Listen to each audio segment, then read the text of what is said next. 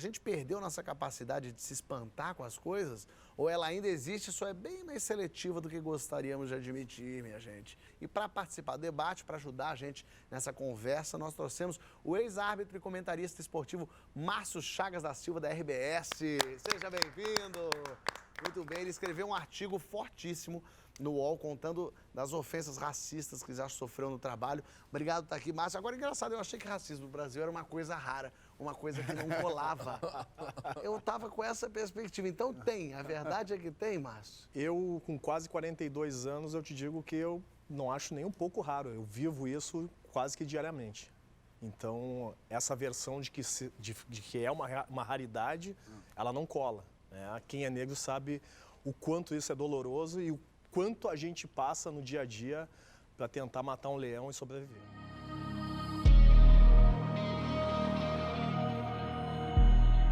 Na realidade, eu fui árbitro de futebol durante 15 anos. Eu passei por 3 episódios de racismo. Um foi em 2005, outro em 2006 e o derradeiro em 2014, no caso que ficou público, que foi em Bento Gonçalves. Quando, antes mesmo de iniciar a partida, quando eu saí do vestiário, eu fui xingado, chamado de tudo que vocês possam... Não sei se pode falar. Pode falar, por favor. Chamado de negro de merda, macaco, volta pra África, volta pra selva, matar negro não é crime, é adubar a terra, entre outros xingamentos. E ainda brinquei com os meus colegas, né? Nem começou o jogo, os caras já estão me xingando. Imagina no final. Mas foi um imaginário, não imaginei o que iria acontecer de fato. Na volta do intervalo, os mesmos xingamentos. No retorno para o campo, os mesmos xingamentos. E aí, no final da partida, a equipe do Esportivo venceu por 3-2 a equipe do Veranópolis, que é de uma outra cidade da Serra Gaúcha. Eu fiquei numa distância de uns 5, 10 metros dos torcedores, que estavam me xingando, com o policiamento do meu lado, e questionei um senhor que estava com um filho. É isso que tu está ensinando para o teu filho? E ele disse, mas vai para... Que pariu, seu negro de merda, macaco, safado. E aí eu disse uma boa semana pro senhor também e desci pro vestiário. Tomei meu banho, o policiamento perguntou se eu iria registrar o fato em súmula. Eu disse que sim, já que eles tinham negligenciado e não tinham autuado, não tinham sequer... Isso aí, não tinham sequer interpelado os torcedores. Tomei meu banho, peguei minha mochila, abri a porta do vestiário, fui pegar o meu carro e me deparei com o meu veículo com cascas de banana sobre o veículo. Chamei um colega. Quando eu dei a partida para tirar o veículo da escuridão para fotografar, eu vi as portas do meu carro amassadas a pontapés. E aí, quando eu fui dar a partida, meu carro engasgou 2 vezes e caíram 2 bananas do cano de escapamento. Aquilo ali, eu pensei 2 vezes. Eu vou voltar lá no vestiário e vou quebrar tudo. Mas, ao mesmo tempo, eu pensei no meu filho, que na época, meu filho tinha 10 meses. Não posso fazer isso, porque eu vou estar dando toda a razão para os caras pensarem exatamente que eu sou um macaco. Eu vou agir exatamente da forma como eles queriam. Eu pedi para um colega meu fotografar, eu não tirei fotos do meu telefone, até porque eu sabia que ia ter dúvidas na minha versão, porque meu pai nunca me escondeu essa situação do quanto o negro, numa posição de ascensão, incomodaria. E naquele momento eu era o 2º melhor árbitro do estado, estava entre os 10 melhores árbitros do país, e eu sabia que aquilo ali era um incômodo. Tirei o carro para uma parte mais clara, pedi para um colega meu registrar as fotos, ele registrou as fotos. Nisso, um jogador do próprio Esportivo me pegou pelo braço, o Adriano Chuva, me tirou um pouco do bolo assim, dos jogadores, que saíram do refeitório para ver o que tinha acontecido. E aí ele me disse assim, Márcio, aqui é sempre assim. A gente até prefere jogar fora do que em casa, porque os caras nos chamam de tudo. Do próprio time, inclusive. Do próprio time. Voltei para Porto Alegre, cheguei em Porto Alegre, tentei fazer a ocorrência policial, mas era quarta-feira de carnaval, as delegacias estavam fechadas. Cheguei em casa, vi a minha esposa dormindo, o meu filho de 10 meses dormindo, era 2h30 da manhã, e eu fiquei na adrenalina, com raiva, sem saber o que fazer.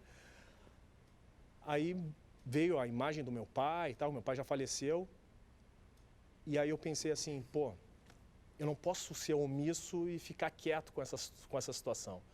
Eu escrevi um texto e encaminhei para alguns jornalistas que eu conhecia.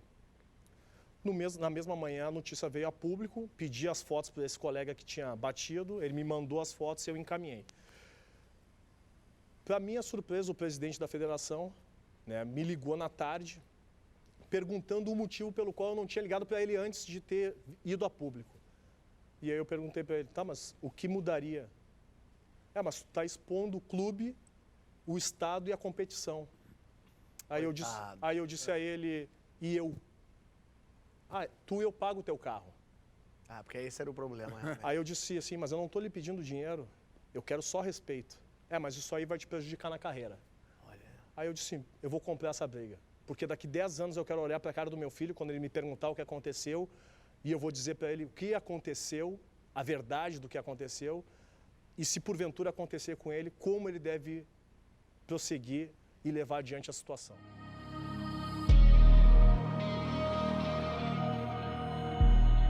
Existe uma passividade dos outros torcedores que observam isso? Total. Porque também são racistas, porque corroboram com isso, porque têm medo. Por que você... E aí eu estou usando esse exemplo do estádio, mas a gente pode abrir para outros exemplos, para convivência em outros lugares. Por que as pessoas se calam diante de uma manifestação pavorosa? Na realidade, eu tenho lido um livro que é bem importante, assim, está sendo bem importante para mim, que é do Adilson Moreira, que fala sobre racismo recreativo. E ele tipifica os tipos de racismo. E o que eu vejo desses torcedores é o racismo... Esqueci o termo agora, daqui a pouco vem. Que é o cara, ele é racista, racismo aversivo. Ele é racista, só que de certa maneira ele tenta não parecer racista. Então ele, de forma sutil, até comentando sobre o teu clipe, né, que eu me enxerguei muito no clipe. O clipe novo do MC da Eminência Parda, que é aquilo ali, é o racista aversivo. Ele não gosta de negro. Ele não quer se envolver nem socialmente, de maneira alguma com o negro. E aí, de forma sutil, ele faz piada, ele fica quieto. Mas olha... Ele olha, tem nojo. Gosta de te botar numa situação de constrangimento. Total. E aí, esse livro do Adilson Moreira fala exatamente sobre isso aí. E esses que ficam pacificamente, no meu entendimento, são iguais a esses caras.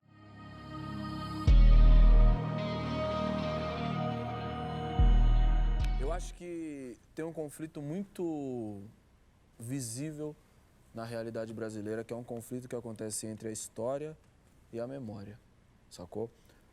A história, ela trabalha com fatos. Então, o Márcio com a família dele, a ascensão profissional dele, visitar um restaurante que é historicamente frequentado por pessoas brancas que têm um poder aquisitivo e, de repente, ele quer ir lá almoçar no domingo, isso é um fato. Isso acontece. Existe uma classe média negra no Brasil, existe uma classe média não branca no Brasil e ela existe. É um fato, ela não nasceu ontem. Mas existe um lugar na memória da sociedade brasileira e esse é o lugar que a gente quer alcançar no vídeo, que é qual é o lugar que essas pessoas não brancas têm dentro do seu imaginário, entende? Quando elas entram nesses lugares que em tese não são para elas, o que aquilo gera em você, sabe? Essa situação é a situação que eu vejo a cada vez que eu viajo de avião, entende? Principalmente se eu viajar de primeira classe, sabe? Quando você vai para fora do Brasil, essa é a reação que você tem, principalmente no voo que vem para o Brasil ou vai para fora do Brasil. Quando você tem uma primeira classe repleta de pessoas brancas e a atração daquele lugar se torna você e sua família, sabe? Você não consegue viver livremente. Acho que a gente começou a falar no começo do bloco sobre essa apatia, sobre essa normalização dessa tragédia, que seja a situação do helicóptero, seja a situação dos 80 tiros. Hoje, em especial, é 13 de maio, é o dia da abolição da escravatura, da assinatura da Lei Áurea. Isso é uma coisa muito superficial, é uma coisa extremamente superficial, é um decreto que, se eu não me engano, tem 2 parágrafos, sabe? Não existe programa nenhum de inserção de todos aqueles quase 5 milhões de africanos que foram sequestrados para ser inserido dentro da sociedade brasileira. Não, muito pelo contrário. O que se deu nos anos seguintes foi a continuação da desumanização dessas pessoas. Encarceramento. Sabe? Então, isso é desde a completa impossibilidade de emancipação social, empurrar essas pessoas para as beiradas da cidade. A gente sente as consequências dessa não resolução, né, dessa conciliação falsa da sociedade brasileira, até hoje eu acho que isso resulta nesse tipo de racismo que o Márcio se referiu. Porque, em tese, na cabeça do racista brasileiro, ele acredita que lá em 1888, quando assinou a Lei Áurea, acabou, a gente não tem mais escravo aqui. Todo mundo igual, vivendo. Só que o Gessé de Souza, que é um sociólogo brasileiro, ele fala uma coisa muito importante. A maior parte da história do Brasil, o Brasil foi um país escravocrata. A gente tem 300 anos contra 131 agora, fazendo 131 exatamente hoje, entende? A maior parte da nossa história é essa, dessa chaga, dessa vergonha. Isso define muito das nossas relações e a gente precisa urgentemente falar sobre isso.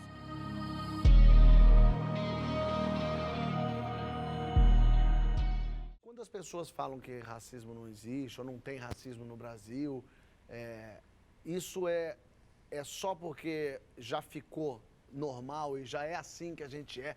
A gente vive assim mesmo?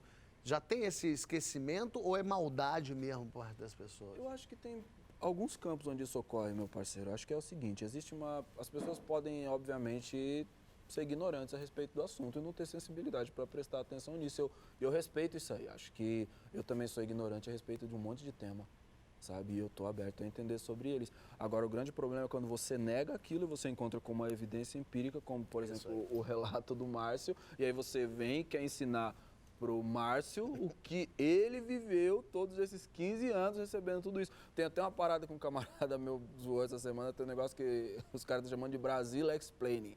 Tá ligado? Sabe o man explaining das feministas? Quando o homem quer explicar pra mulher o que ela tá sentindo, Brasil explaining é quando você vai explicar, tipo, pro Papa o que é catolicismo. Sacou? Quando você vai explicar pros alemão o que é nazismo. Quando você vai explicar pros pretos o que é racismo. O que é racismo. Sacou, mano? A gente tem esse lugar, tipo, eu não costumo colocar isso como uma coisa maniqueísta de bem e de mal. Entende? Acho que isso superficializa a discussão e empobrece ela. Eu acho que tem sim um lado canalha que tenta negar isso, mas acho que tem muita de ignorância porque a gente não trata do assunto. A gente não trata do assunto, não trata do assunto com seriedade. Então, obviamente, a gente está anos-luz de distância da solução dele. Não tem nenhum tipo de resolução que esteja se aproximando, justamente porque essa situação está vindo para muitas pessoas agora e está vindo com uma agressividade, porque é uma coisa que está reprimida mesmo há muito tempo e acontece há tanto tempo que, mano, ele explode, eu explodo, as meninas explodem, sacou? Porque está tudo aqui na E eu sempre gosto de problematizar, eu acho que muito vem da questão da ignorância mesmo, de não abordar e nunca tratar o racismo como um assunto prioritário. Ele sempre é secundário. Né? Quando tu entra abordar o assunto de racismo, as pessoas, deixa pra lá, pô, que papo furado, vamos falar de outra coisa, Brasil papo tá muito chato, né? Tá politicamente correto demais. E a gente não avança nessa situação. E a gente entra daí nesses 131 anos, né, que a gente vem remando. E eu até aprendi o ano passado com o professor, o Adriano Viaro, uma parábola com relação a essa questão do racismo, trazendo para o futebol. É como se a gente começasse um jogo há 300 anos, né? Não, 431 anos atrás. Então a gente começou o jogo lá, 1-0, gol roubado. Tá, confusão, bom, beleza, segue o jogo, bola no meio. 2-0, gol roubado. Confusão, tá, vamos de novo. 3-0, gol roubado.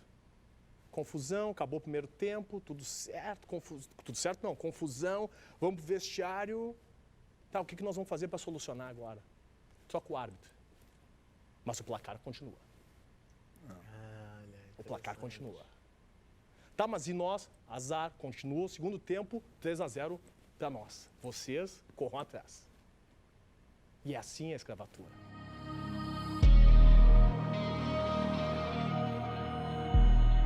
Fiquei calado o bloco inteiro. Tem horas que é para ouvir, tem horas que é para falar. Acho que hoje era para ouvir. Isso é um toque pra gente. Não é, eu queria agradecer imensamente a presença do Márcio. Assim, você começou o bloco dizendo da perda da capacidade de a gente se espantar com as coisas que são inaceitáveis, né? E eu acho que isso é um pouco natural hoje, porque para você se chocar, é preciso que um acontecimento tenha algum nível assim de raridade. Esses acontecimentos são frequentes no Brasil. E hoje, com o negócio das tecnologias de comunicação, você fica vendo diariamente, tem que lidar com uma dose de coisas inaceitáveis, né? Mas não é à toa que os movimentos ditos identitários, movimentos negros, feministas, etc. e tal, insistem muito sobre a questão do testemunho e da vivência. Não é só porque a pessoa que tem a vivência tem uma dimensão do problema que a abordagem teórica não é capaz de acessar. É porque o relato testemunhal, o relato da vivência, eu acho que é capaz de tirar a gente de um lugar, até de um certo conforto teórico. Que a gente que estuda a questão do racismo, por exemplo, eu estudo, o João estuda, você deve estudar também. Assim, eu vim para o programa hoje, para esse bloco, um pouco confortável na posição de quem já conhece algumas coisas, entendeu? E até o João me falou, cara, você leu o texto do Márcio? Eu falei, não li. Ele falou, leia. E de fato eu li o texto do Márcio, assim, um negócio que renova em você a sua revolta, e isso, por sua vez, renova a necessidade que a gente sente de se responsabilizar pela sociedade brasileira, entendeu? Eu queria terminar fazendo uma distinção de um pensador alemão, que é o Karl Jaspers, que ele faz uma distinção entre culpa e responsabilidade. Culpa é o seguinte, um sujeito só pode ser culpado por um ato que ele diretamente comete. Então, nenhum de nós aqui, indivíduos brancos, somos culpados pelo racismo estrutural histórico do Brasil. Mas responsabilidade, cada membro de uma comunidade é responsável pelo destino da sua comunidade, entendeu? Então, todos nós brancos somos responsáveis pelo racismo estrutural do Brasil e cada um de nós não pode parar de pensar nisso. Claro. E não pode deixar de agir em favor da transformação disso. Eu queria agradecer enormemente a presença do Márcio por ter renovado o sentimento dessa revolta em mim. Ó, essa conversa não terminou. Comentando aqui embaixo, você entra no papo também e curtindo e compartilhando, você chama mais gente para essa conversa. Semana que vem, você que é inscrito no canal já sabe, ele avisa quando um vídeo novo estiver no ar. Quer também? Se inscreve aqui e ativa a notificação que a gente avisa para você.